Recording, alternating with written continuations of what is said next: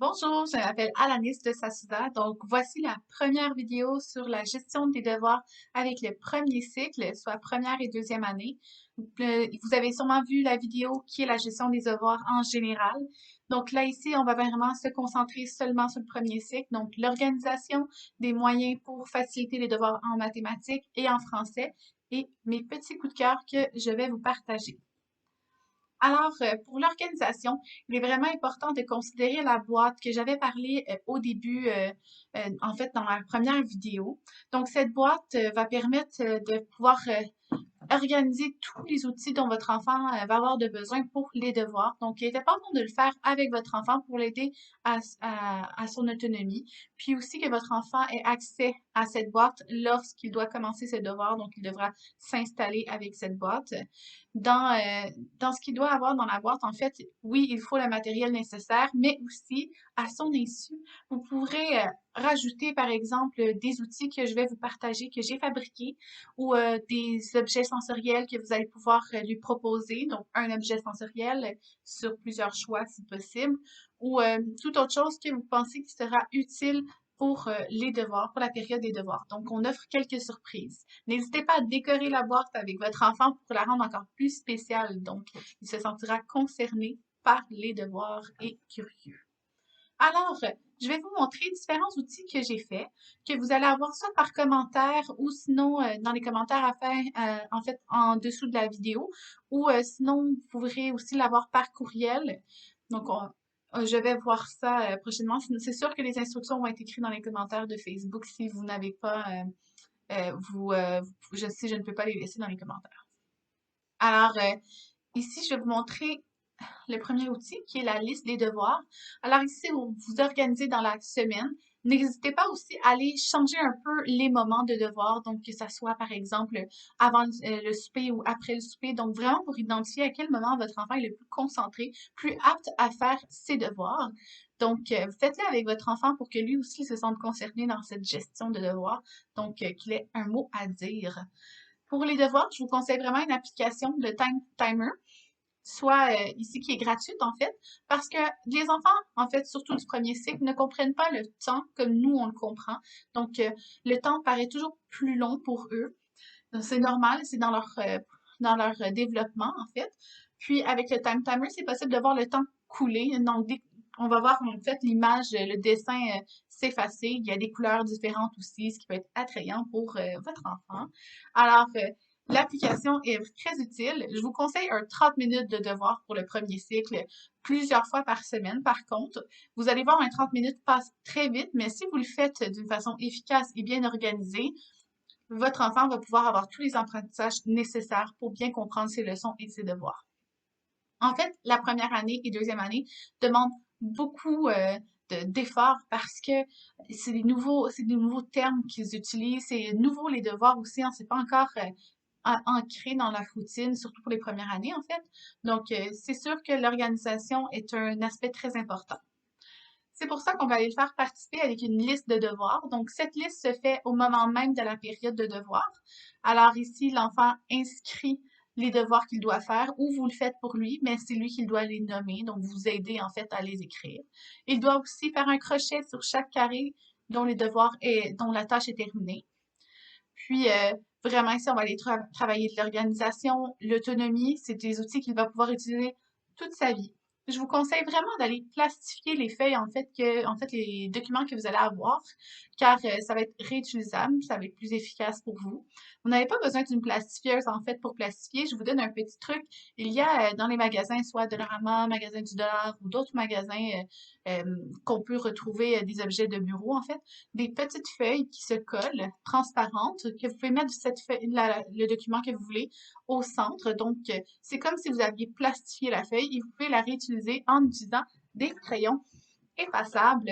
Donc, allez chercher des crayons de couleur effaçables pour aller vraiment maintenir l'attention de votre enfant, aller vouloir, en fait, aller le motiver. Donc, les crayons effaçables, c'est toujours très agréable à utiliser, puis la couleur aussi. Par contre, c'est quand même important d'utiliser le crayon à la mine car c'est l'outil principal de votre enfant à l'école, donc vraiment qu'il se pratique avec les crayons parce que la motricité fine est à travailler. Je vous propose ici une feuille d'appréciation. En fait, c'est important pour l'enfant d'avoir une routine claire et un endroit pour faire ses devoirs. Par contre, n'hésitez pas à changer d'endroit pour aller maintenir son attention, pour aller maintenir sa curiosité par rapport à ses devoirs. En fait, au primaire, on travaille beaucoup le jugement critique chez les enfants. Alors, ici, on va aller développer son jugement critique, mais aussi son organisation. Par exemple, il devra choisir l'endroit où il voudra faire les devoirs.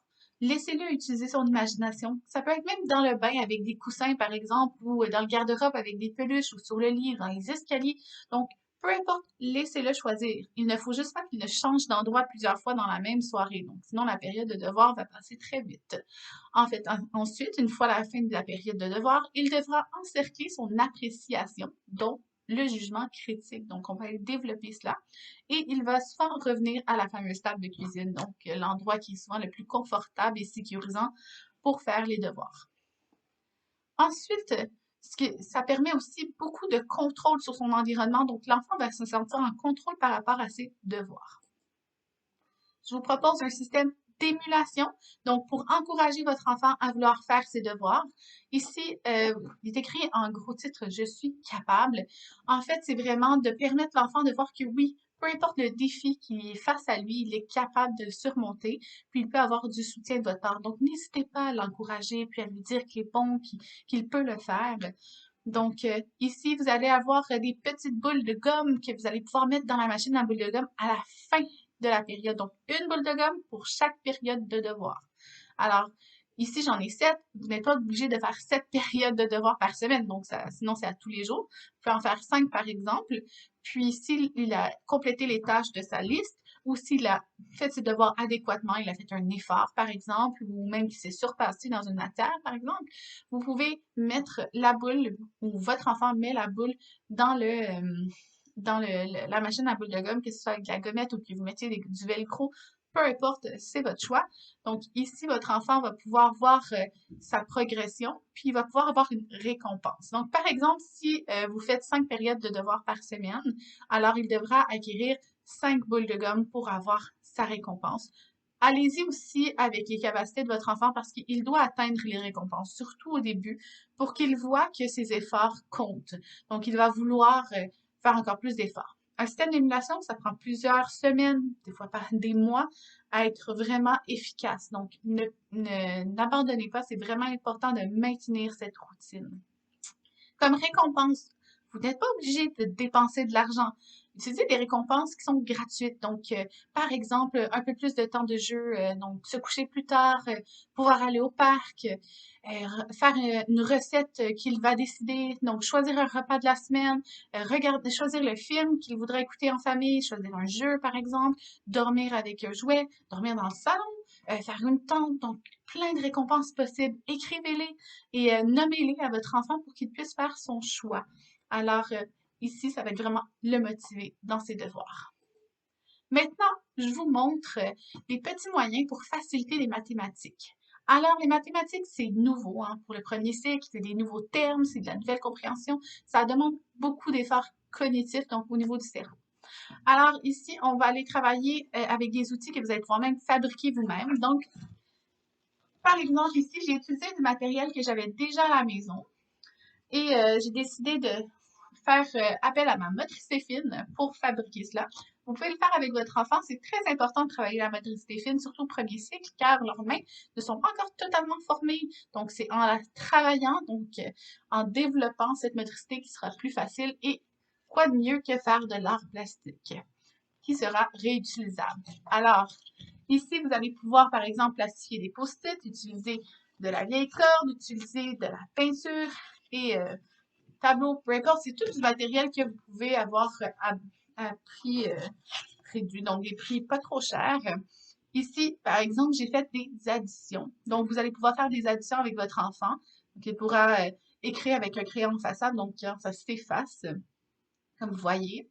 Puis, vous pouvez faire toutes sortes d'additions ou autre chose. Donc, vous pouvez même dessiner des cercles plus d'autres cercles. Il sera capable de mettre le nombre de cercles donc, par exemple, 2 cercles plus 2 cercles, donc ça va être 4 cercles. Alors, je vous conseille aussi d'utiliser du matériel que vous avez à la maison, comme des jouets.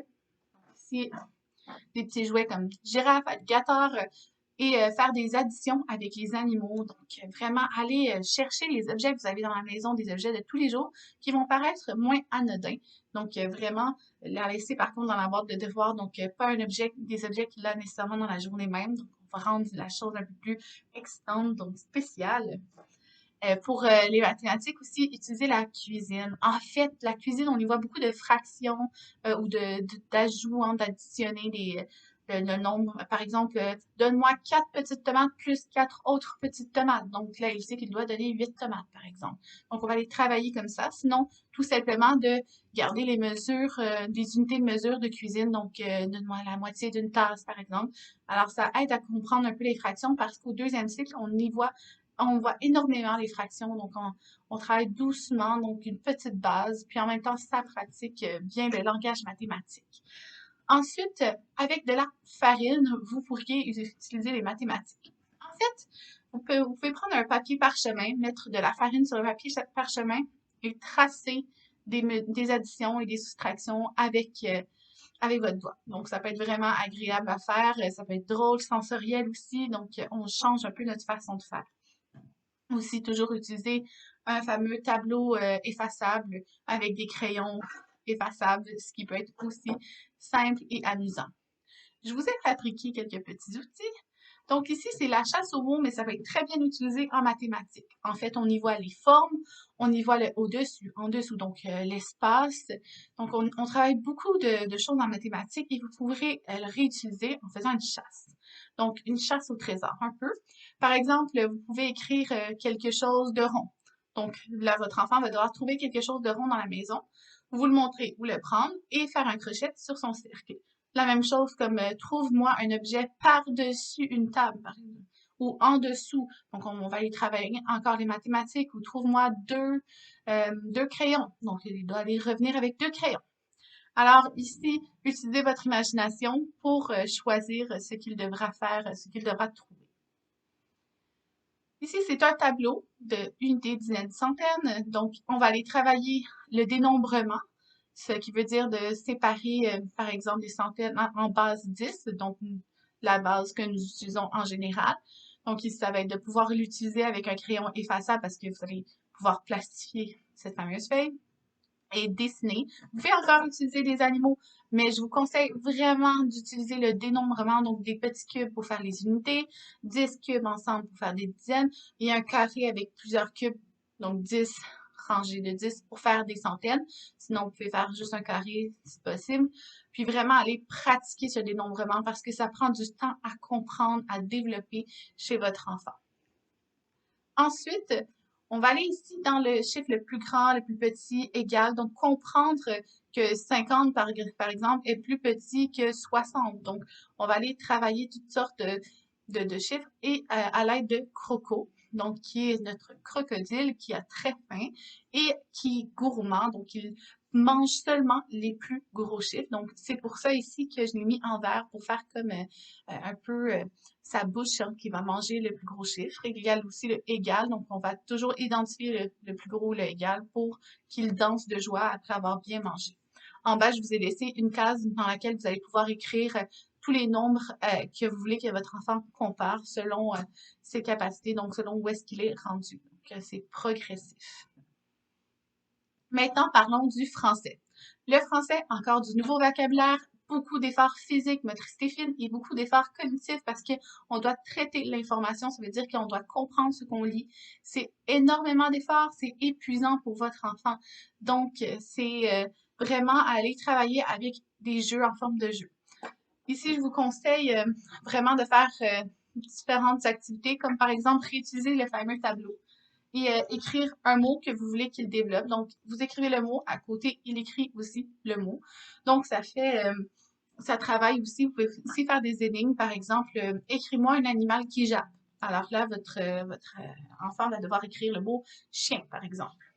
Aussi sur des ballons de baudruche, là. Donc, vous pouvez la gonfler, écrire avec votre enfant plusieurs mots que vous voulez qu'il écrive, puis la couper, donc couper le bout avec les ciseaux si vous voulez la, la dégonfler d'une façon un peu plus bruyante, là, donc allez l'éclater. Donc, mais sinon, vous pouvez aussi juste couper le bout. Puis vous allez voir, une fois que le plastique de la balloune va se rapetisser, les mots vont être encore mieux écrits, en tout petit. Donc, c'est vraiment amusant à voir. Donc, à faire ça de temps en temps, ça peut être agréable à faire, donc différent. Encore, la cuisine est très utile. Laissez votre enfant lire la recette avec vous, essayez de comprendre la recette. Donc, vous pouvez trouver des recettes très simples faites pour les enfants. Donc, allez pratiquer de cette façon le plus possible, rendre votre enfant actif, ce qui va faire en sorte qu'il va comprendre plus facilement, enregistrer ce qu'il apprend. Donc, c'est ça notre but, hein, c'est qu'il comprenne ce qu'il apprend, qu'il a envie de comprendre. C'est un outil encore que je vous ai fait, le même, c'est la chasse aux mots. Donc ici, je vous conseille de mettre les mots de la semaine, les mots de vocabulaire, comme peu importe dans quelle école que vous êtes, qu'ils disent. Donc ici, par exemple, vous allez écrire tous les mots, puis vous allez écrire aussi tous les mots sur d'autres feuilles et cacher ces mots un peu partout dans la maison. Voilà pourquoi il est important d'organiser ce que vous voulez faire dans la semaine à l'avance. Alors ici, votre enfant va pouvoir aller chercher les mots, les retrouver, faire des associations entre ce qui est écrit sur sa liste et ainsi mieux comprendre ce qu'il apprend. Alors, vous voyez ici, dessine ce que j'écris. Alors, c'est une activité que je vous propose de faire qui est très intéressante.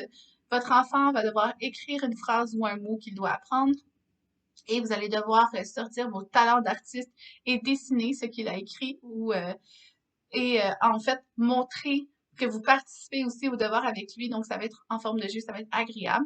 Aussi, ce qui est très utile aussi, c'est que vous écrivez une phrase et que votre enfant doit dessiner ce que vous avez écrit.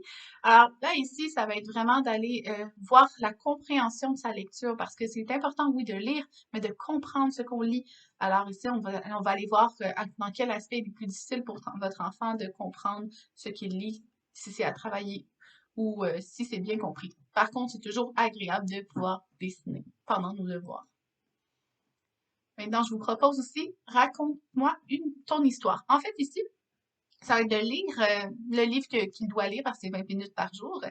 Donc, un petit livre, par exemple, que l'enseignante propose, puis de deviner ce qu'il va se passer au personnage avant de lire la prochaine page. Donc, ça se fait à plusieurs reprises pendant la lecture. Donc, c'est pour ça que c'est bien que ce soit effaçable. Donc, une feuille plastifiée. Donc, il va pouvoir dessiner ce qu'il pense qu'il va arriver dans l'histoire. Ici, on va aller encore travailler le traitement cognitif. Donc, est-ce qu'il comprend ce qu'il lit? Est-ce qu'il est capable de deviner? Est-ce qu'il va lire? Est-ce que ça a du sens avec l'histoire? Donc, il va être excité aussi et curieux de savoir s'il a bel et bien raison, si c'est ce qu'il pensait que ça allait être. Donc, aussi, ça serait bien de changer la fin de l'histoire ou de deviner la fin ou d'en inventer une nouvelle, donc en dessinant. Donc, faites-le à plusieurs reprises pendant la lecture, c'est ce qui rend le tout beaucoup plus agréable. Comme petit plus aussi que je vous conseille, écrivez sur le tableau, en fait, écrivez sur le miroir de la salle de bain, comme si c'était un tableau, avec un crayon effaçable. Donc, vous pouvez écrire, par exemple, une phrase et votre enfant devra terminer la phrase le lendemain matin, par exemple, lorsqu'il se brosse les dents ou le soir avant d'aller se coucher. Donc, ça aussi, ça peut être très agréable et amusant à faire. Donc, allez finir cette fameuse phrase. Donc, ça travaille l'imagination, mais aussi l'orthographe. Puis, je vous conseille d'utiliser différentes techniques pour écrire. Bon, ça peut être aussi d'utiliser la pâte à modeler pour écrire des mots. Donc, on va aller vraiment chercher de façon le plus originale possible d'aller développer ces nouvelles connaissances. Maintenant, je vais vous partager mes coups de cœur. En fait, j'ai fabriqué un coup de cœur, mais aussi je vais vous montrer différentes observations que j'ai faites, différentes recherches que j'ai faites, les trouvailles. Alors, AlloProf est certainement un des sites que j'aime beaucoup utiliser avec les élèves. En fait, c'est un site qui va être utile pour tous les cycles, même pour l'adolescence. AlloProf offre des activités, des petits jeux sur l'ordinateur pour pratiquer français, mathématiques ou toute autre matière dans laquelle votre enfant va avoir ou plus tard dans plusieurs autres cycles, dans les autres cycles. Et c'est des activités qui sont vraiment amusantes, attrayantes, qui captent l'attention. Alors, je vous conseille vraiment d'utiliser le site, en fait, les activités pour la dernière période de devoir de la semaine et surtout après la période de devoir. Donc, vraiment comme un peu une forme de récompense. Donc, 15 minutes, 20 minutes. Donc, on passe pas non plus la soirée. On a encore la chose spéciale. On travaille avec notre enfant, on l'accompagne. Puis, vraiment, c'est un site qui est très intéressant. Encore, ici, je vous parle de technologie parce que, en fait, à l'école, au primaire, on pratique, les enfants, on les aide à développer la technologie. Donc, parce qu'on est dans une société qui l'utilise énormément, puis on veut le préparer à la société dans laquelle il vit.